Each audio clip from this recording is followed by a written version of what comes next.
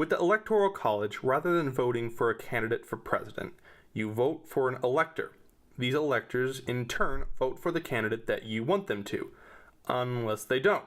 But assuming that doesn't happen, though it might, this means that unless your vote matches the majority in your district, it doesn't count. So just live around a lot of people who share your opinion, right? You wish.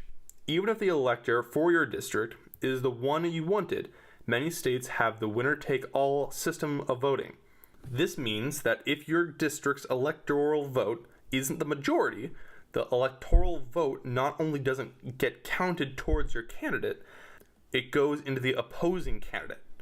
Your vote must be in the majority of the submajorities to even be considered in the big majority vote for president. Sounds like a total fair to us. What follows now is a series of dramatizations detailing what some might consider the failings of the electoral system.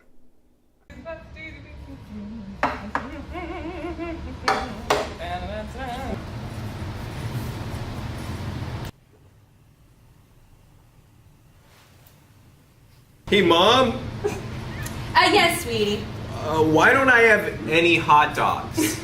Well, sweetie, that's because you're the big brother. You're able to go get your own hot dogs if you wanted to.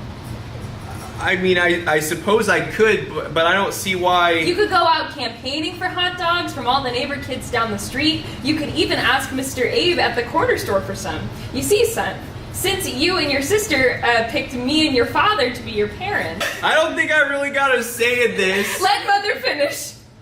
Since both of you picked me and your father, and since you picked me to be your mother, and since you picked me to make your dinner, doesn't it seem fair for me to help your little sister, who may not be able to know enough people to go ask for a hot dog, to give her more here? When you're perfectly capable of finding someone your own? I mean, gee, I suppose that seems fair because of him being small, because of her being small and all.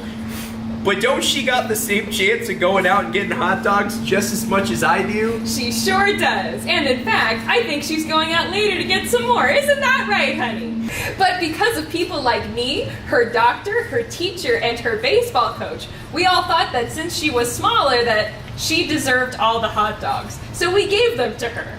Does that mean we could also both go to Grandma and Grandpa's house and they could decide to do the same thing? You got that right, kiddo. But that's the way that makes it fair. That's most democratic. Grandma and Grandpa could decide to give them to you instead, too. You never know. I say you better butter them up good, though, and be extra good if you want them. Can I go be outside with Dad? Of course, sweetie. Leave your plate. You kids have fun. You and your dad. I'm gonna take this. So if the Electoral College is so unfair for some people, why do we even have it in place? Well, maybe that's the point. The Founding Fathers included the Electoral College in the Constitution as a compromise between having the president voted for by the members of Congress or by popular vote of qualified citizens. But who would have wanted Congress to vote for president in the first place?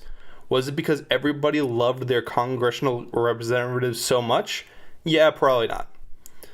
The fear was that a straight popular vote for president would become too much for a pure democracy, in which leaders would be selected by the whims of a majority, instead of by men and just men who were decided capable of choosing the president.